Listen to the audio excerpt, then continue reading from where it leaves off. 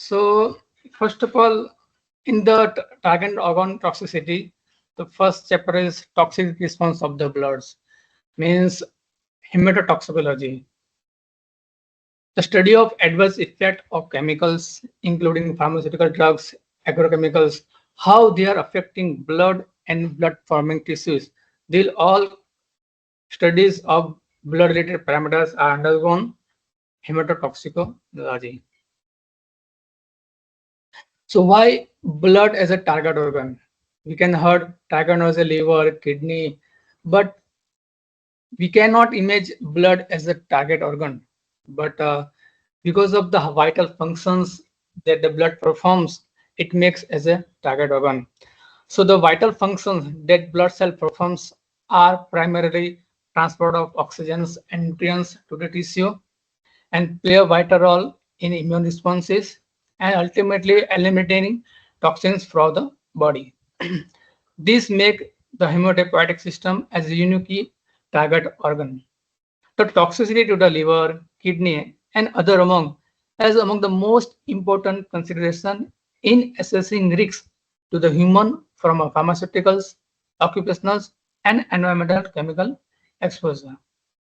We heard that the blood can be considered as a tissue because blood is on weight as it comprises around 7% of the body weight of the typical human adult who has 4.7 to 5.5 liters of blood. Each blood, the blood has various cell components. So basically, erythrocyte, granulocytes, and platelets is the major cells of the blood, which produce at a rate of approximately 1 to 3 million per second in a healthy adult. And this rate might be several times higher in the condition of where the demands of cells is higher in cell, such as in hemolytic anemia and suppurative inflammation. The consequence of direct or indirect damage to blood cells and their precursor are predictable and potentially life-threatening events such as hypoxia, hemorrhage, and infection. The hematotoxicity is usually assessed in the context of risks versus benefit. May be used to define dosage in treatment, such as those employing certain cancer, anti-cancer, antiviral, and antithrombotic drugs. The hematotoxicity may be regarded as a primary, where one or more blood components are directly affected, and in secondary, where the toxic effect is a consequence of other tissue injury and systemic disturbance. These secondary effects on hematopoietic tissue are often more reactive or compensatory than toxic and provide the toxicologist and clinician within an important and accessible tool for monitoring and characterizing toxic response. The formation of blood cellular component are composed under the hematopoietic system. The hematopoiesis is a highly regulated sequence of events by which the blood cell precursor proliferate and differentiate. Right? And the bone marrow is the principal site of hematopoiesis in human and most laboratory and domestic animals. In human fetus, hematopoiesis can be found in liver, spleen, bone marrow, thymus, and lymph node. The hematopoietic stem cells reside in the bone marrow is initiated hematopoiesis process, and this hematopoiesis process performed by the under hematoblast, which is multipotent stem cell. Hematopoietic stem cell is a multipotent stem cell which differentiate into common myeloid progenitor and common lymphoid progenitor cell. And these myeloid progenitor cells again differentiated into megakaryocytes, erythrocyte, mast cell, and myeloblast. Again, myeloblast differentiated into granulocyte, basophil, neutrophil, eosinophil, and monocyte. The megakaryocyte ultimately give to rise thrombocytes, means platelets. So by this way, hematopoiesis system are well regulated and regulatory mechanism. The common lymphoid progenitor cells again differentiate into natural killer cells, which ultimately large granular lymphocyte. The same small lymphocyte again differentiate into T lymphocyte and B lymphocyte, and the B lymphocyte give plasma cells. So why? So we need to understand this whole hematopoiesis process, because the disturbance in hematopoiesis by the xenobiotics ultimately lead to blood disorder. So we have to understand this hematopoiesis system very well. So now we are going to understand the toxicology of the erythron. Erythron is nothing but the composition of red blood cells, their precursor, and all body elements concerned in their production. Erythrocytes make up 40 to 45% of the circulating blood volume. The key role of red blood cells is transportation, oxygen and carbon dioxide between lungs and tissue, and it maintenance of constant pH in the blood, regulation of blood flow to the tissue. It regulates vascular hemostasis through their ability to transport, produce, and secrete a vascular compound, that is nitric oxide.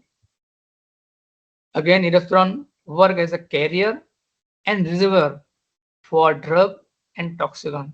And this carrier and reservoir, these characteristic of blood which lead to toxic effect on our human body, or you can say living body. So the xenobiotics may affect the production, function, and the survival of erythrocyte, and these changes in the and which ultimately lead to change in the circulating red blood cell mass. Some xenobiotics may decrease RBC, which ultimately leads to anemia. Whereas some xenobiotics which induce overproduction of RBC, such as which lead to polycythemia. Polycythemia means which ultimately increase production of erythrocyte, production of leukocyte, and production of platelets. All these three types of cell which increase in polycythemia. Normally, overproduction of RBC will occur at a high altitude area where the low level of oxygen means hypoxia induce the overproduction of RBC, because tissue lack, the body cannot uh, provide sufficient oxygen at the tissue. So ultimately, hypoxia lead to overproduction of RBC. But some xenobiotics, such as cobalt, which induce overproduction of RBC.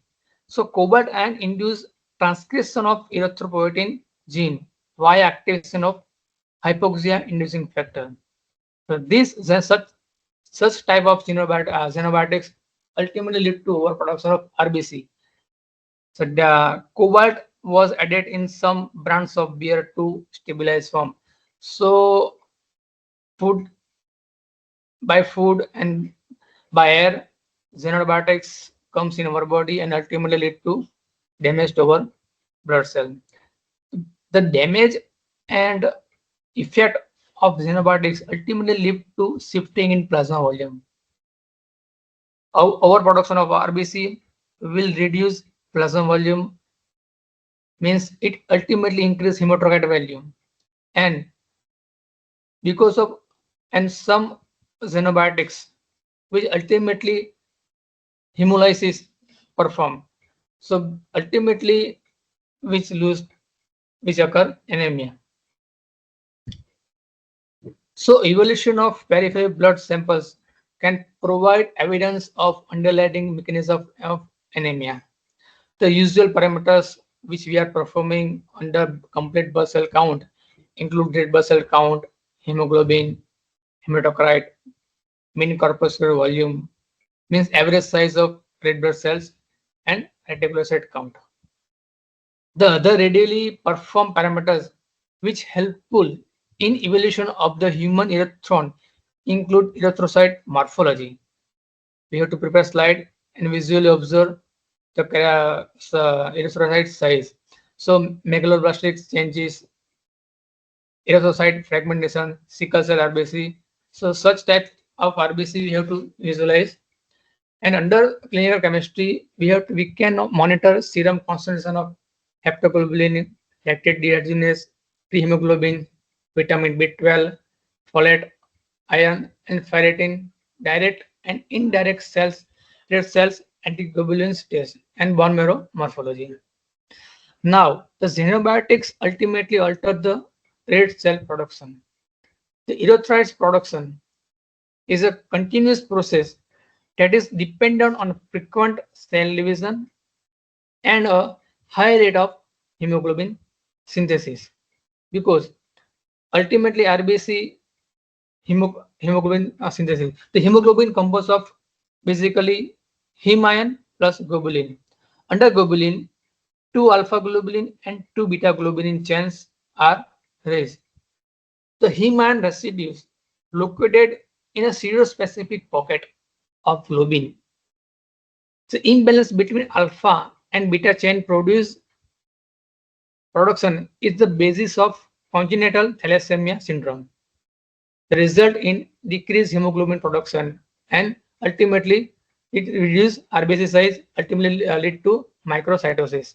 Xenobiotics can affect globin chain synthesis and alter composition of hemoglobin within the erythrocytes. The synthesis of heme ion again involve a series of reactions that occur in cytoplasm and mitochondria of the erythroblast. The synthesis of heme requires incorporation of iron into porphyrin ring, and ultimately the dietary deficiency or increased blood losses which lead to iron deficiency anemia. The defect in the synthesis of porphyrin ring of hemoglobin heme ion synthesis which leads to sideroblastic anemia, which is characteristic of accumulation of iron in bone marrow erythroblast. The xenobiotics associated with sideroblastic anemia are alcohol, chloramphenicol, isoniazid, copper chelatinase. These all type of xenobiotics ultimately lead to sideroblastic anemia. The hematopoiesis requires active DNA synthesis and frequent mitosis. For the DNA synthesis and frequent mitosis, folate and vitamin B12 are the necessary and to maintain synthesis of thymidine for incorporation into DNA. The deficiency of folate or vitamin B12 resulting in megaloblastic anemia, which with its characteristic morphological and biological changes. From peripheral blood morphology, we can see pancytopenia, macrocytosis means increased RBC size, oval shape RBC, and ultimately variation in RBC. Under clinical biochemistry, we can find out decrease of B12 and folate and increase iron concentration. The drug-induced aplastic anemia, which is life-threatening disorder, is characterized by the peripheral blood pancytopenia, reticulocytopenia, and bone marrow hypoplasia. The agents such as benzene and the radiation have a predictable effect on hematopoietic progenitor cells and resulting in aplastic anemia, where the bone marrow is totally not working. There is no hematopoiesis, there is no production of myelocyte precursor, lymphocyte precursor, there is no granulocyte production, no lymphocyte production. So all process of blood formation are disturbed by the xenobiotics such as benzene. So alteration, again, the xenobiotics effect on production of blood, which ultimately leads effect on alteration in the respiratory function.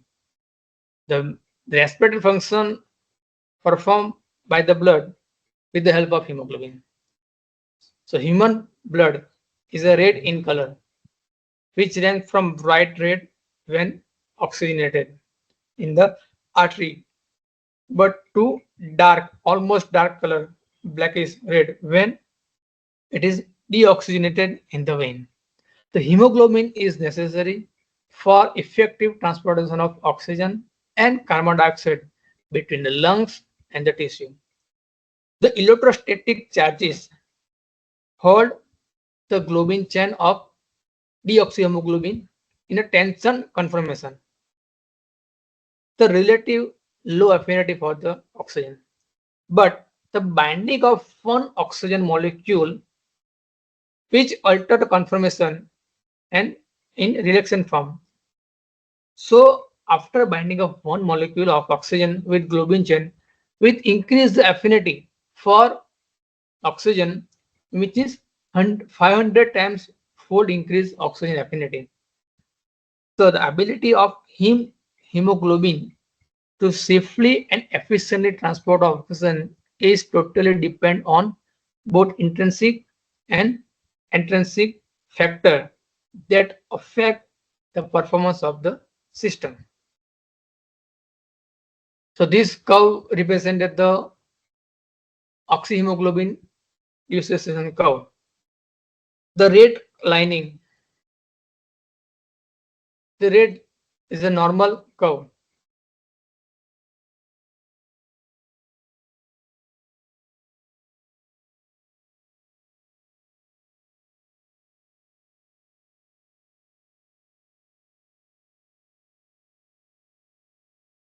So the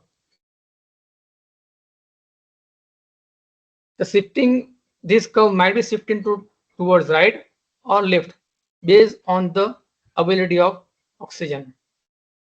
When the main physiological stress Sir, Jaydip shifts sir. curve rightward or leftward Hello, based Jaydip on sir. the, yes.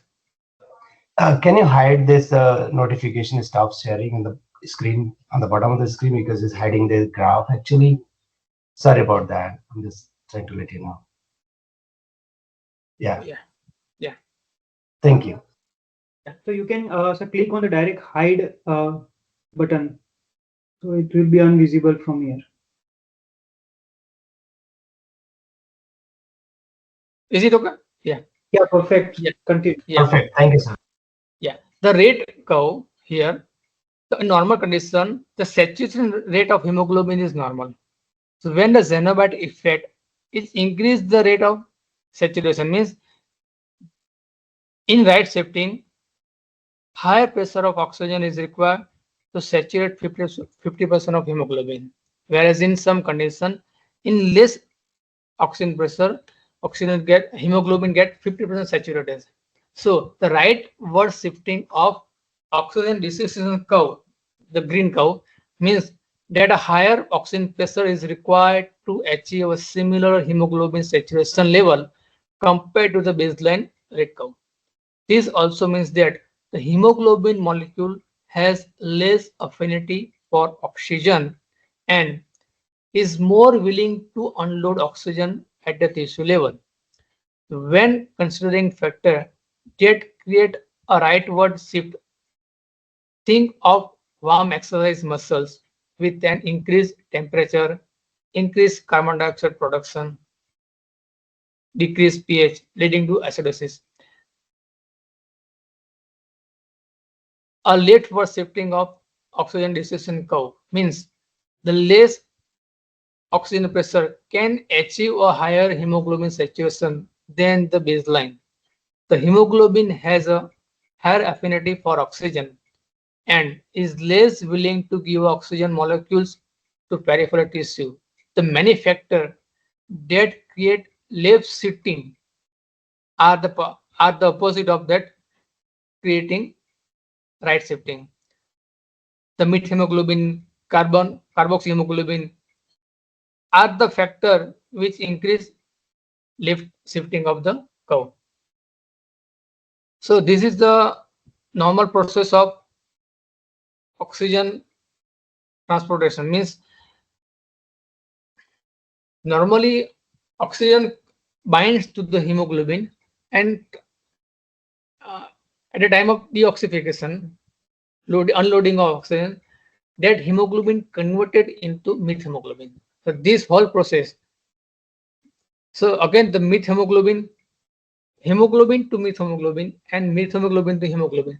This reversible reaction continues perform in our cells.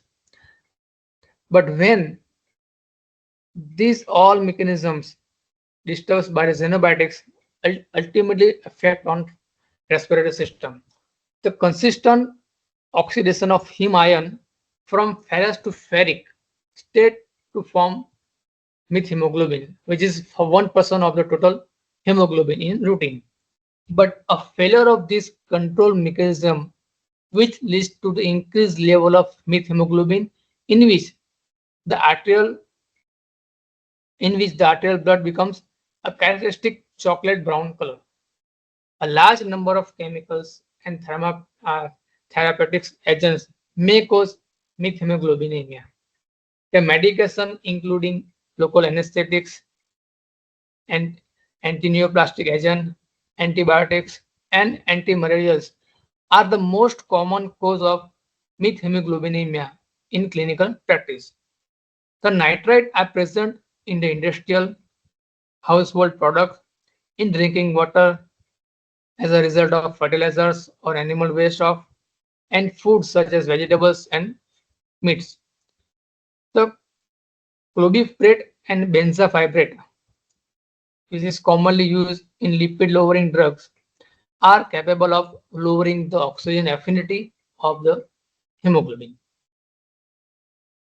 So ultimately, xenobiotics affect RBC, which leads to problem in respiratory, and ultimately alteration in erythrocyte survival.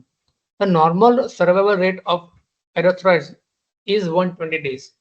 During this period, the erythrocytes are exposed to variety of oxidative stress and must negotiate that small pathway for the microcapillaries through others organ. This require a deconformable cell membrane.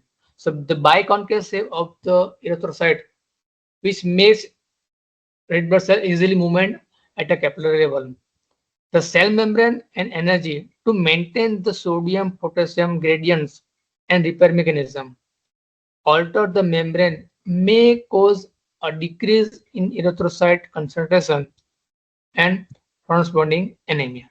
To increase oxidative injury, decrease metabolism, and alter the membrane may cause a decrease in erythrocyte concentration and corresponding anemia because RBC has no nucleus.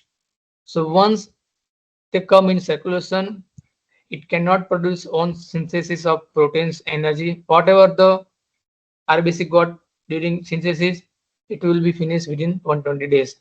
But xenobiotics effect might the xenobiotics alter the cycle of that erythrocyte circulation. The generation of free radicals may also lead to peroxidation of membrane lipids. These membranes affect the deformability of the erythrocyte and the permeability of the membrane to potassium. The alteration of the potassium, sodium, and potassium gradients is independent of injury to the sodium potassium pump and ultimately potentially lead to the affected erythrocyte. In some case, the immune hemolytic anemia also we have seen. The immunological destruction of erythrocyte is mediated by the interaction of immunoglobulin G and IgM antibodies with the antigen expression on the surface of the erythrocyte. A large number of drugs have been associated with enhanced binding of immunoglobulin to the erythroid surface and which ultimately shorten the RBC survival. The So this is all about erythron and just few words about uh, toxicology of leucons means the which consists of leukocyte, mean white blood cells. They include granulocytes, which may be subdivided into neutrophils, eosinophils, basophils, monocyte, and lymphocyte. The granulocytes and monocytes are the nucleated moiety of cells that are leading to phagocytosis in immune system. They play a central role in the inflammatory response and host defense. Unlike DABT, which reside exclusively within the blood, but granulocytes and monocytes generally pass through the blood on their way to the extracellular tissues where they reside in a large number. Neutrophils are the largest component of the blood leukocyte, are highly specialized in the medicine of inflammation and the ingestion and destruction of the pathogenic microorganism. The turnover of the neutrophil is enormous and increased dramatically in times of inflammation and infection. The evaluating the number of these cells released from the bone marrow. The circulating mature neutrophils undergo senescence, undergo apoptosis, and phagocytes by the macrophage.